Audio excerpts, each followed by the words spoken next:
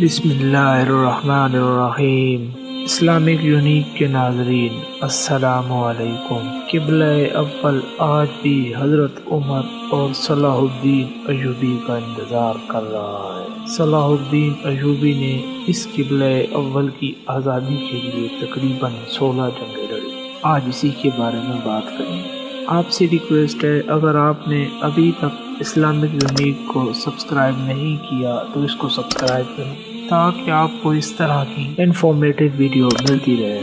مسجد اقصا مسلمانوں کا قبلہ اول اور خانہ کعبہ اور مسجد النبوی کے بعد تیسرا مقدس ترین مقام ہے۔ مسجد اقصا حقیقت میں مسلمانوں کی میراث ہے جو تاریخی اور مذہبی حقائق سے ثابت ہے۔ یہ مشرقی یروشلم میں واقع ہے جس پر اسرائیل کا قبضہ ہے۔ یہ یروشلم سب سے بڑی مسجد ہے جس میں 5000 نمازیوں کی گنجائش ہے، جبکہ مسجد کے سین میں بھی ہزاروں افراد نماز ادا کر سکتے ہیں۔ 2000 میں الاقصی انتفاضہ کے آغاز کے بعد سے یہاں غیر مسلموں کا داخلہ ممنوع ہے۔ حضرت محمد صلی اللہ علیہ وآلہ وسلم کے سفر معراج کے دوران مسجد حرام سے یہاں پہنچے تھے اور مسجد اقصی میں تمام انبیاء کی نماز کی امامت کرانے کے بعد براق کے ذریعے 7 آسمانوں کے سفر پر روانہ ہوئے۔ مسجد اقصی مسلمانوں کا قبلہ اول ہے اور معراج میں نماز کی فرضیت کے بعد 16 سے 17 ماہ تک مسلمان مسجد اقصی کی جانب رخ کر کے ہی نماز ادا کرتے تھے۔ پھر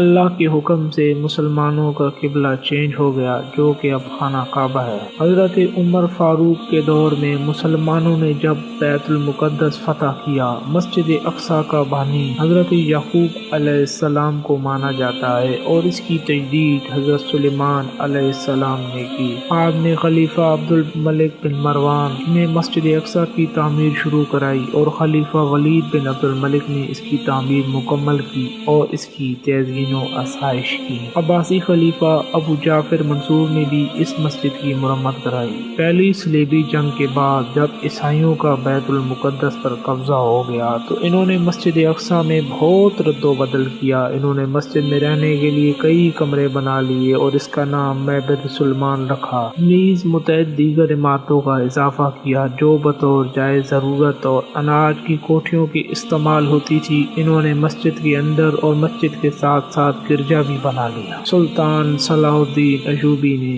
1187 میں بیت المقدس کے بعد مسجد اقصی کو عیسائیوں کے تمام نشانات سے پاک کیا اور محراب اور مسجد کو دوبارہ تعمیر کیا۔ مسلمانوں کے لیے ایک دل دہلا دینے والا دن 21 اگست 1659 کو ایک آسٹریلوی یہودی ڈینس مائیکل روہان نے قبلہ اول کو آگ لگا دی، جس سے مسجد اقصی 3 گھنٹے تک آگ کی لپٹ میں رہی اور جنوب مشرقی جانب عین قبلہ کی طرف کا بڑا حصہ گر پڑا۔ محراب میں موجود ممبر بھی نذر آتش ہو گیا جسے صلاح الدین ایوبی نے فتح بیت المقدس کے بعد نصب کیا تھا۔ صلاح الدین ایوبی نے قبلہ اول کی آزادی کے لیے تقریباً 16 جنگیں لڑیں اور ہر جنگ کے دوران وہ اس ممبر کو اپنے ساتھ رکھتے تھے تاکہ فتح ہونے کے بعد اس کو مسجد میں نصب کریں۔ اس المناک واقعے کے بعد خواب غفلت میں ڈوبی ہوئی امت مسلمہ آنکھ ایک لمحے کے لیے بیدار نہ ہوئی۔